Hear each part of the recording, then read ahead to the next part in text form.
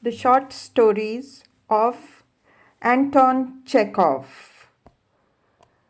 Story Vanka. 9-year-old Vanka Yukov, who has been apprenticed to the shoemaker Alekhin for 3 months, did not go to bed the night before Christmas. He waited till the master and mistress and the assistants had gone out to an early church service to procure from his employer's cupboard a small vial of ink and a pen holder with a rusty nib. Then, spreading a crumpled sheet of paper in front of him, began to write. Before, however, deciding to make the first letter, he looked furtively at the door and at the window, glanced several times at the somber icon, on either side of which stretched shelves full of lasts, and heaved a heart-rending sigh. The sheet of paper was spread on a bench, and he himself was on his knees in front of it. Dear Grandfather Konstantin Makarich, he wrote, I am writing to you a letter. I wish you a happy Christmas and all God's holy best. I have no father or memenka. You are all I have. Vanka gave a look towards the window in which shone the reflection of his candle and vividly pictured to himself his grandfather, Konstantin Makarich, who was night watchman at Messrs. Yevarayev. He was a small, lean, unusually lively and active old man of 65, always smiling and bleared-eyed. All day he slept in the servants' kitchen or trifled with the cooks. At night, enveloped in an ample sheepskin coat, he strayed round the domain, tapping with his cudgel. Behind him, each hanging its head, walked the old bitch Kashtanka and Vyon, so named because of his black coat and long body and his resemblance to a loach. Vyon is an unusually civil and friendly dog, looking as kindly at a stranger as at his masters, but he is not to be trusted. Beneath his deference and humbleness is hid the most inquisitorial maliciousness. No one better than he knows how to sneak up and take a bite at a leg, to slip into the larder or steal a moyak's chicken. More than once, they have nearly broken his hind legs.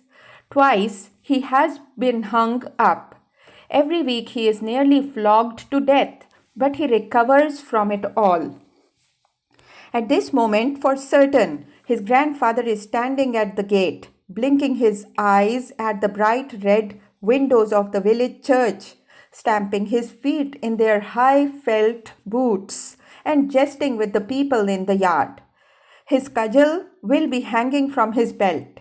He will be hugging himself with cold, giving a little dry old man's cough, and at times pinching a servant girl or a cook. Won't we take some snuff? He asks, holding out his snuff box to the women. The women take a pinch of snuff and sneeze. The old man goes into indescribable ecstasies, breaks into loud laughter and cries, Off with it, it will freeze to your nose. He gives his snuff also to the dogs. Kashtanka sneezes, twitches her nose, and very offended walks away. Vyon deferentially refuses to sniff and wags his tail. It is glorious weather, not a breath of wind, clear and frosty.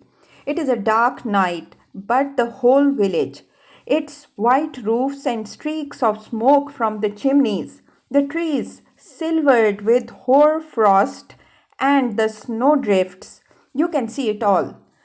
The sky scintillates with bright twinkling stars, and the Milky Way stands out so clearly that it looks as if it has been polished and rubbed over with snow for the holidays. Vanka sighs, dips his pen in the ink, and continues to write.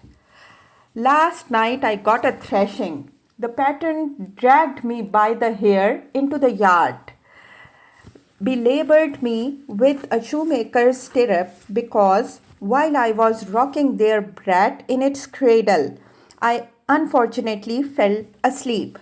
And during the week, my mistress told me to clean a herring, and I began by its tail. So she took the herring and thrust its face into my face. The assistants tease me, send me to the tavern for vodka, make me steal the pattern's cucumbers, and the pattern beats me with whatever is handy. Food there is none. In the morning it's bread, at dinner gruel, and in the evening again bread as for tea or sour cabbage soup. The pattern themselves guzzle that. They make me sleep in the vestibule, and when their brat cries, I don't sleep at all and have to rock the cradle. Dear grandpapa, for heaven's sake, take me away from here, home to our village. I can't bear this any more. I bow to the ground to you and will pray to God for ever and ever. Take me from here or I shall die. The corners of Vanka's mouth went down and he rubbed his eyes with his dirty fist and sobbed. I'll grate your tobacco for you, he continued. I pray to God for you, and if there is anything wrong, then flog me like the grey goat.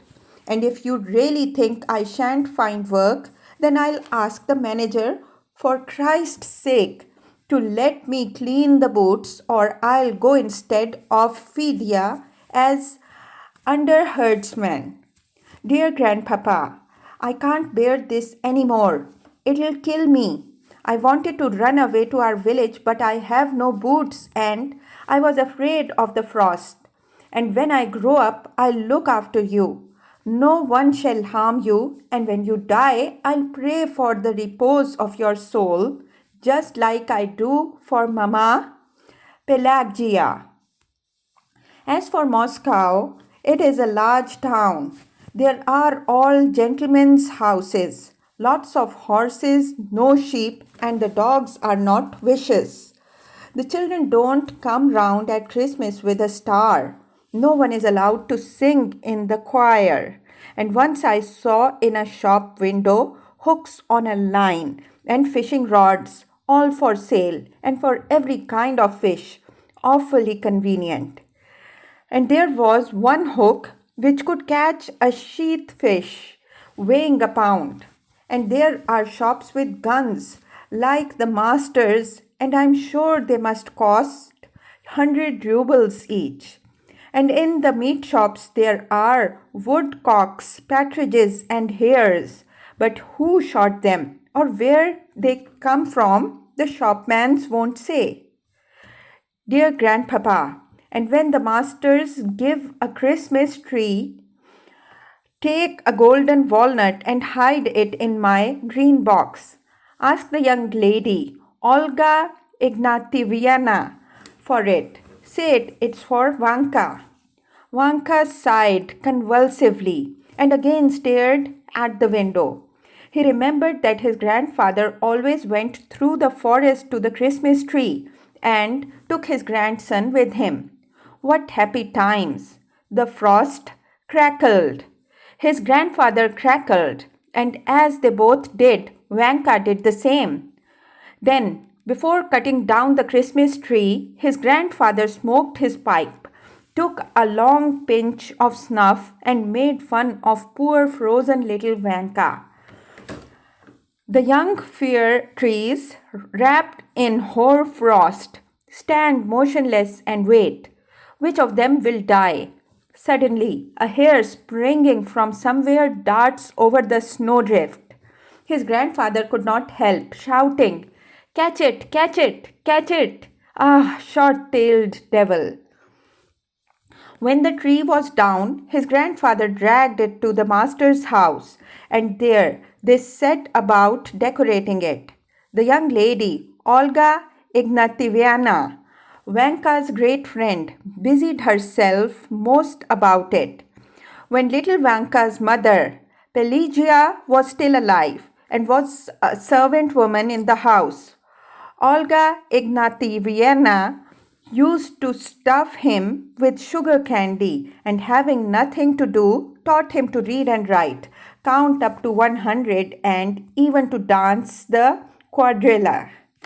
When Pelagia died, they placed the orphan Vanka in the kitchen with his grandfather, and from the kitchen he was sent to Moscow to Eliakhin the shoemaker. "Come quick, dear grandpapa," he continued. "I beseech you, for Christ's sake, take me from here. Have pity on a poor orphan, for here they all beat me, and I am frightfully hungry, and so bored that I can't tell you. I cry all the time. The other day, the pattern hit me on the head with a last. I fell to the ground and only just returned to life. My life is a disaster, worse than any dog's. I send greetings to Eliona, to one-eyed Igor, and the coachman, and don't let anyone have my harmonium. I remain your grandson, Ivan Yukov. Dear grandpapa, do come." Vanka folded his sheet of paper in fold and put it into an envelope, purchased the night before for a kopeck. He thought a little, dipped the pen into the ink, and wrote the address. The village. To my grandfather. He then scratched his head, thought again, and added, Konstantin Makarich. Pleased at having been able to write without disturbance, he put on his cap and, omitting his sheepskin coat, ran out in his shirt sleeves into the street. The shopman at the portrays, from whom he had inquired the night before, had told him that letters were to be put into post boxes, and from thence they were conveyed over the whole earth in mail, triokas, by drunken post boys and to the sound of bells. Vanka ran to the first post box and slipped his precious letter into the slit. An hour afterwards, lulled by hope, he was sleeping soundly. In his dreams he saw a stove. By the stove sat his grandfather with his legs dangling down, barefooted, and reading a letter to the cooks. Round the stove walks Vyon, wagging his tail.